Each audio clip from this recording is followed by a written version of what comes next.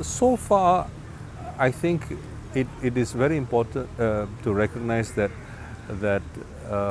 regional initiatives have had an uneven track record. The most successful example of regional cooperation is actually Europe, okay, where you have the EU and so on and so forth. But Latin America, for example, has had a number of initiatives which are not very well known outside of Latin America, but which actually underscore the potential. For example, there is a Latin American Reserves Fund, which enables most Latin American countries to cope with current account crisis. Okay, now the new problems are more capital account crisis, and this fund was not established with those problems in mind. But it gives you, it does help, except for big countries like Brazil and Argentina, this thing called FLA actually helps them quite a bit. Likewise, in East Asia, there was, after the Asian crisis 97-98, there was an initiative called the Chiang Mai Initiative, which has been multilateralized. Coming from that region myself, I find that the progress has been slow and not enough, but nonetheless, this is another example of a regional initiative which helps.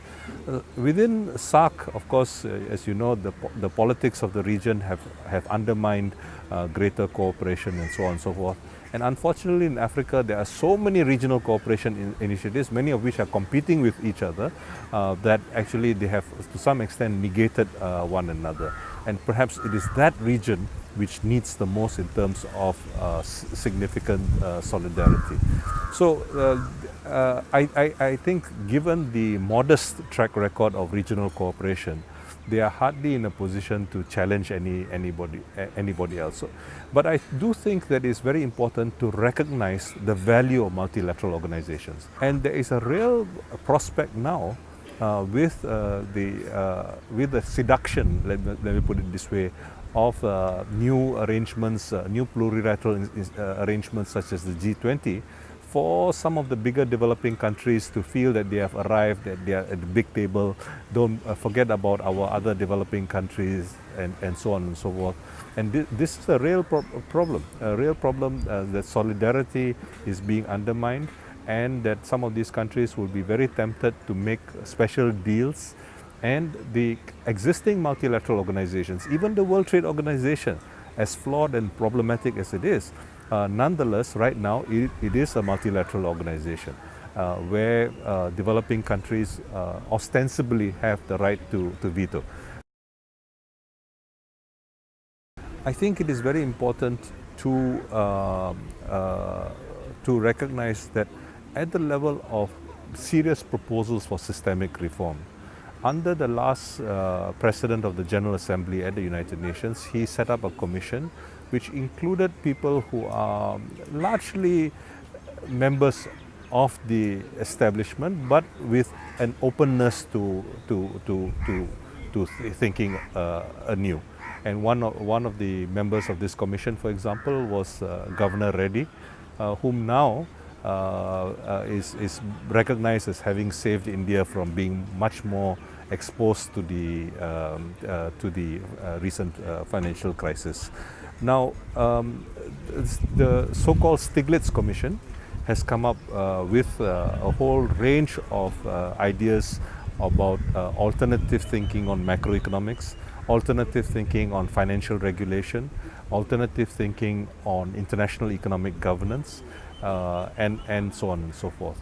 And these have come about with people who come from a fairly broad range of thinking. And I would describe this as heterodox, mildly heterodox, because heterodox also includes neoclassical economists. And Joseph Stiglitz has no pretensions of being anything but a neoclassical economist. But he pushes neoclassical economics to its in a sense to the boundaries, and shows, and has shown time and again, that many of the positions which are taken by conservatives have no grounding even in neoclassical economics, let alone anything more radical than that. So I think what has come about through the Commission is a proposal for reforms. For the time being, people feel that they have been saved, and particularly in the most powerful countries in the West, you have the very strong lobby, the financial interests who are very against inflation, for example, who are calling for closing the deficits immediately.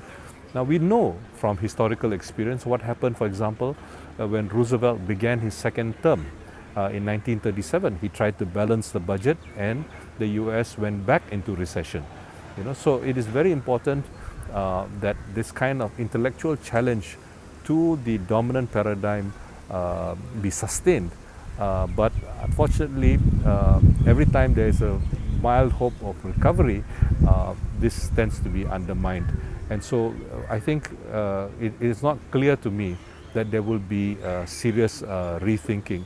But that doesn't mean that those of us who have been thinking very seriously about alternatives all this time should give up. I think what we need to recognize is that business as usual is very difficult to go back to. It's very difficult. So right now, of course, the changes are very, very modest, and we need to keep pushing for more fundamental changes. And particularly from a developing country perspective, we need to think of an international monetary and financial system which is not only ensures greater financial and economic stability, but also conditions which are much more conducive to economic development, to sustain economic development. And this is a major challenge. If I can offer one specific idea, is that we have a situation that before this crisis, there was excess, there was overinvestment in many sectors. And that overinvestment happened because credit was very cheap. The US Fed brought down interest rates and so on. So credit was very cheap. Corporations borrowed heavily, they overinvested. So almost all sectors are pretty much overinvested. There's underutilized capacity, and there will be very great reluctance from the private sector to invest in anything. So this is an opportunity where seemingly unprofitable investments can be made more attractive by public sector interventions, and I'm thinking particularly of two. We have had a serious food crisis, and although the crisis was worsened at the end of 2008, end of 2008, early 2009, because of the sort of spike in the price of food, the fact is that food prices have been coming up for half a decade at least. And this means that a major initiative in food agriculture to enhance food security is very, very important and useful. And the second one, I believe, is a major initiative to enhance the use of renewable energy.